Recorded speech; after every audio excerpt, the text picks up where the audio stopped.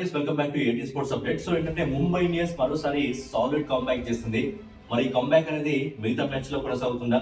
అంటే మిగతా టీములు ఇలాంటి విజయాన్ని అందుకుంటే మనం మాట్లాడుకునే వాళ్ళమో లేదో, కానీ ముంబై ఇండియన్స్ కు అలవాటు ఉంది అనమాట. ఏంటంటే సీజన్ లో కంటిన్యూగా ఫస్ట్ హాఫ్ ఏంటంటే మ్యాచ్ లో ఓడిపోతుంది, తర్వాత మిగతా మ్యాచ్లు గెలుస్తుంది. సో ఈ సీజన్ లో ఏం చేసిందంటే మొదటి మ్యాచ్ దాదాపుగా 13 సంవత్సరాల తర్వాత గెలిచింది మొదటి మ్యాచ్. తర్వాత 4 మ్యాచ్లు ఓడిపోవడం జరిగింది. అండ్ 12 సంవత్సరాల తర్వాత మళ్ళీ నిన్న మ్యాచ్ గెలిచింది. చాలా సాలిడ్ మ్యాచ్ గెలిచింది. అది కూడా అహ్మదాబాద్ స్టేడియంలో 12 సంవత్సరాల తర్వాత గెలిచింది. మరి ఆ గెలుపు కారణం ఎవరు మాట్లాడుకుందాం. అంతకంటే ముందు season number 19 match number 30 Gujarat Titans versus Mumbai Indians. Venue వచ్చేసి అహ్మదాబాద్ స్టేడియం. టాస్ గెలిచింది ఎవరంటే గుజరాత్ టైటన్స్ అండ్ బౌలింగ్ తీసుకొని బ్యాటింగ్ ఆహ్వానించింది ముంబై ఇండియన్స్ ని. సో ముంబై ఇండియన్స్ తరఫు నుంచి మన తెలుగు తేజం తిలక్ వర్మ ఎర్ర కొట్టి పడేశాడని చెప్పుకోవాలి. నేను తిలక్ వర్మ బ్యాటింగ్ చూస్తే ఏ విధంగా ఉందంటే, ఫస్ట్ హాఫ్ ఒక విధంగా ఉంది, సెకండ్ హాఫ్ ఒక విధంగా ఉంది. ఆ రేంజ్ లో ఉంది. మనకు సై సినిమా ఉంటుంది, రాజమౌళి గారు తీసిన సై సినిమాలో నితిన్ ఉంటాడు కదా, ఆ సినిమాలో రగ్బీ ఆట ఉంటుంది. బ్రేక్ టైంలో ఆట జరిగేటప్పుడు రాజీవ్ కనకాల ఏంటంటే వాళ్ళందరినీ రూమ్ లోకి తీసుకెళ్లి ఒక మోటివేషన్ స్పీచ్ ఇచ్చిన తర్వాత వాళ్ళు వేరే రేంజ్ లో ఆడడం జరుగుతుంది. ఆ విధంగా నేను హార్దిక్ పాండ్యా ఆడకపోయినా సరే, హార్దిక్ పాండ్యా ఏం మోటివేషన్ స్పీచ్ ఇచ్చాడో తెలియదు కానీ, అరే నీ స్టామినా కాదు, నువ్వు తెలుగోడు దెబ్బ అంటే ఏంటో ప్రపంచానికి చూపించాలి, కొట్టరా అన్నట్టు ఏం మోటివేషన్ స్పీచ్ ఇచ్చాడో తెలియదు కానీ ఇరక్ కొట్టి పడేశాడు. అద్భుతంగా తిలక్ వర్మ అద్భుతమైన బ్యాటింగ్ చేయడం జరిగింది. సో తిలక్ వర్మ ఏంటంటే 18వ ఓవర్లో అశోక్ శర్మ బౌలింగ్ వేసినప్పుడు 6-4-4-6-6 విరుచుకుపడ్డాడు. ఎలాగ విరుచుకుపడ్డాడంటే, మొదటి 22 బాల్స్ లో 86 స్ట్రైక్ రేట్ తో కేవలం 19 పరుగులు మాత్రమే చేయడం జరిగింది తిలక్ వర్మ.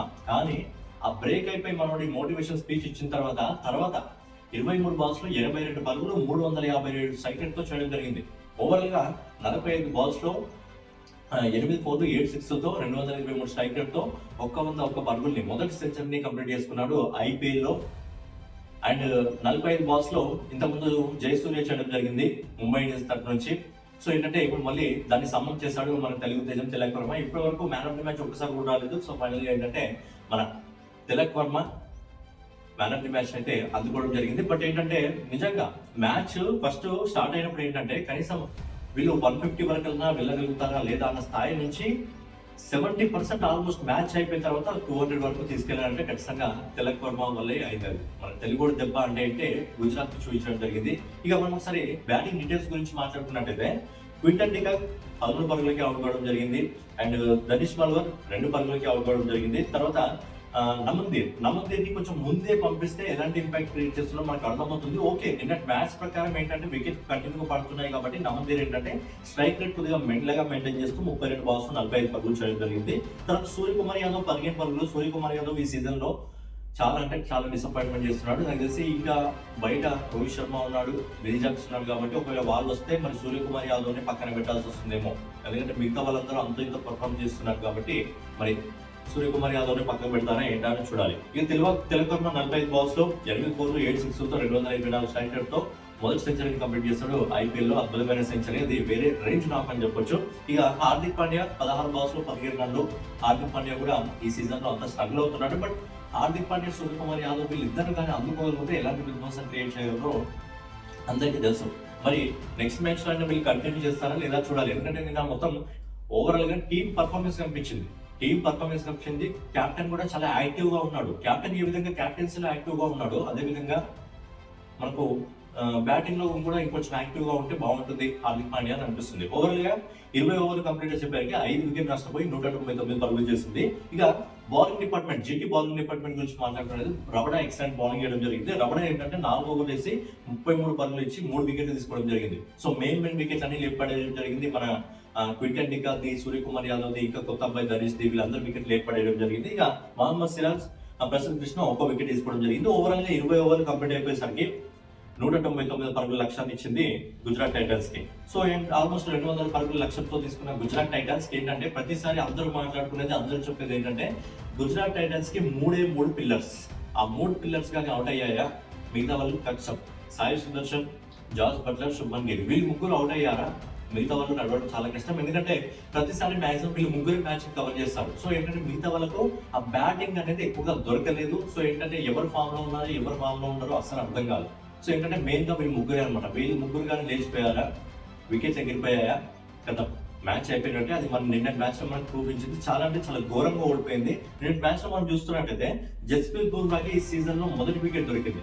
మొదటి వికెట్ మొదటి బాల్ కి దొరికింది. అది సాయి సుదర్శన్, క్లాసిక్ ప్లేయర్ సాయి సుదర్శన్. ఆడితే ఏ రేంజ్ లో ఆడతారో మనందరికీ తెలుసు. అలాంటి ప్లేయర్ వికెట్ తీసుకోవడం జరిగింది. తర్వాత శుభ్మన్ గిల్ 14 పరుగులకి అవుట్ కావడం జరిగింది. నెక్స్ట్ జాస్ బట్లర్ 5 పరుగులకి అవుట్ కావడం జరిగింది. నెక్స్ట్ వచ్చి వాషింగ్టన్ సుందర్ 26 పరుగులు, గ్రీన్ ఫిలిప్స్ 6 పరుగులు, రాహుల్ తెవాటియా 8 పరుగులు, షారుఖ్ ఖాన్ 17 పరుగులు, రషీద్ ఖాన్ 4 పరుగులు, రబడత్ 12 పరుగులు, అశోక్ శర్మ 1 పరుగు. ఓవరాల్ గా కేవలం 100 పరుగులు మాత్రమే చేయడం జరిగింది. 99 పరుగుల తేడాతో ముంబై ఇండియన్స్ ఘన విజయాన్ని అందుకోవడం జరిగింది. ఇక ముంబై ఇండియన్స్ బౌలింగ్ డిపార్ట్మెంట్ కూడా నేను ఎక్సలెంట్ గా పనిచేసింది. ఓవరాల్ గా ముంబై ఇండియన్స్ బౌలింగ్ డిపార్ట్మెంట్ గురించి మాట్లాడుకున్నట్లయితే అశ్విని కుమార్ ని మళ్ళీ టీంలోకి తీసుకొచ్చినందుకు సరైన ప్రతిఫలం దొరికింది. 4 ఓవర్లు వేసి 24 పరుగులు తీసుకొని 4 వికెట్లు తీసుకున్నాడు. గిల్, తివాటియా, రషీద్ ఇంకా షారుఖ్ వీళ్ళు 4 వికెట్లు తీసుకోవడం జరిగింది. సో అద్భుతంగా ఏంటంటే ఇంకొంచెం టీం బ్యాక్ చేస్తే ఖచ్చితంగా 1-2 మ్యాచ్ల్లో దెబ్బ పడితే పడుతుండొచ్చు. బట్ ఏంటంటే అదిపోయే రిజల్ట్ వస్తుంది కదా. ప్రతి ఒక్క మ్యాచ్ లో అటు ఇటు అవుతుండొచ్చు. బట్ ఏంటంటే రిజల్ట్ అద్భుతంగా వస్తుంది.